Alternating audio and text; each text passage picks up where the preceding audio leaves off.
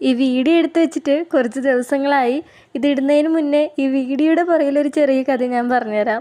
സാധാരണ ഈ യൂട്യൂബിൽ വീഡിയോ ഇടുന്നതിൻ്റെ കാര്യമൊന്നും അമ്മ എന്നോട് സംസാരിക്കാത്തതാണ്. പക്ഷേ കഴിഞ്ഞ ദിവസം എന്നോട് ഇങ്ങനെ ഇരുന്നപ്പോൾ പറഞ്ഞു, നീ ഉണ്ടാക്കുന്ന സാധനത്തിൻ്റെ വീഡിയോ മാത്രമേ യൂട്യൂബിൽ ഇടത്തുള്ളൂ, ഞാനിവിടെ എന്തൊക്കെ സാധനങ്ങൾ ഉണ്ടാക്കുന്നുണ്ട് അതെന്താ ഒന്നും ഇടാത്തതെന്ന്. അപ്പം ഞാൻ എന്തായാലും വിചാരിച്ചു അമ്മ ഉണ്ടാക്കുന്ന എന്തെങ്കിലും ഒന്ന് വീഡിയോ ഇടാമെന്ന് വിചാരിച്ചതാണ്. അപ്പം അന്നത്തെ ദിവസം എടുത്ത വീഡിയോ ആണിത്. അപ്പം സാധാരണ ദിവസങ്ങളിൽ ഇവിടെ റൊട്ടിയോ ഇല്ലെങ്കിൽ ചപ്പാത്തിയാണ് ഉണ്ടാക്കുന്നത്. അതിൻ്റെ കൂട്ടത്തിൽ കഴിക്കാൻ ഉണ്ടാക്കുന്നതാണ് അമ്മയുടെ സ്പെഷ്യലായിട്ടുള്ള ഉരുളക്കിഴങ്ങ് കറി.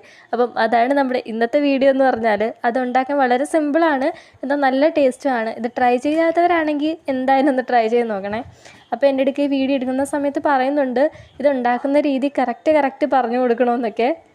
ഇതുണ്ടാക്കുന്ന രീതി എന്ന് പറഞ്ഞാൽ തേങ്ങയിലോട്ട് ആവശ്യത്തിനുള്ള മസാലക്കൂട്ടും അതുപോലെ മഞ്ഞൾപ്പൊടിയും കൂടിയിട്ട് നന്നായിട്ട് അരച്ചെടുക്കുക.